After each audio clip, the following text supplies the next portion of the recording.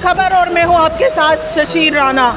धर्म और आस्था का देश है भारत और भारत में श्री कृष्ण जी की महिमा को कौन नहीं जानता। जिस जगह आप खड़े हैं ये वो जगह है जहाँ श्री कृष्ण ने घमंड तोड़ते हुए एक देवता को सबक सिखाने के लिए एक गोवर्धन नाम के पर्वत को अपनी एक कनिका उंगली पर उठा लिया था और पूरे गांव को जो है भरी बरसात और तूफान, आंधी तूफान से उसे सुरक्षित किया था। इस जगह के बारे में और ज़्यादा जानकारी हम आपको देंगे। यहाँ के जो पंडित जी हैं, आइए जानते हैं क्या है महत्ता और कब ये मंदिर किस तरह से आगे बना है और किस तरह से इसका विकास हुआ और लोगों की कितनी आस्था यहाँ पर रहती है। बोलिए गोवर्धन महाराज की जय, श्री कृष्ण कन्हैया लाल की जय।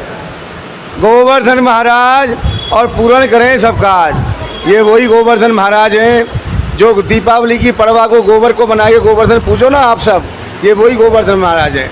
यही की नकल पूजे भैया, ये असल में गोवर्धन महाराज हैं। इसकी सप्तकोशी परिक्रमा है। इसका वांग्मय स्वरूप जो है 3.5 कोस लंबा पर्वत है। आप पर्वत के ऊपर ही खड़े हुए हो। ये दान घाटी स्थल है, यहाँ भगवान ने दान लिया है, इसका नाम दान घाटी है।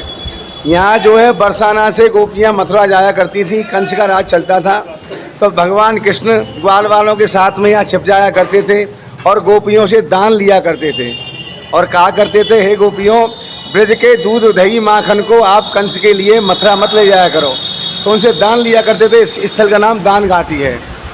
ये गोवर्धन महाराज कलयुग के प्रथम और प्रत्यक्ष देवता हैं, जिनसे सच्चे मन से, सच्ची भावना से जो कुछ भी आप मांगोगे वही मनवांछित फल प्रदान करने वाले गोवर्धन महाराज हैं। गोवर्धन महाराज और पूर्ण करते सबके काज। बोलिए श्री गिरिराज महाराज की जय।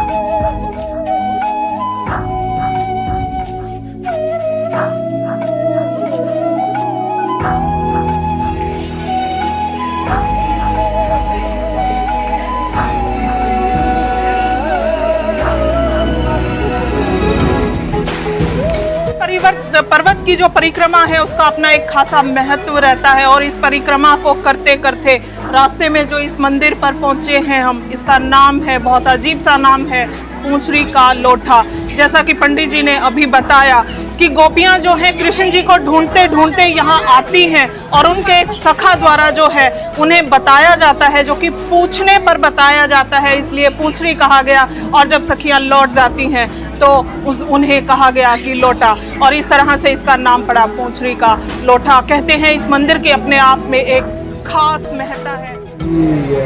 बोलिए पूंछरी के लोटा।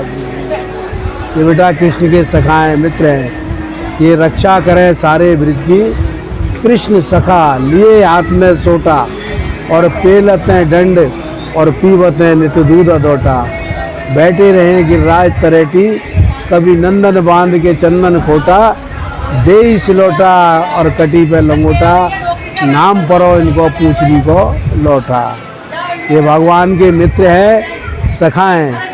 ये भक्तों की गिरिराज जी जो परिक्रमा करता है उसकी साक्षी हाजिरी यही होती है, क्योंकि यहाँ गिरिराज जी को चरण है और चरणों में विराजमान है। पूंछरी का लोठा क्यों कहा जाता है? पूंछरी का लोठा इसलिए कहा जाता है, जब भगवान द्वारका गए तो इनको यहाँ विराजमान कर गए। तो जो भी भक्त मेरा गिरिराज जी की परिक्रमा करेगा तुम उनकी साक्षी हाजिरी लेना।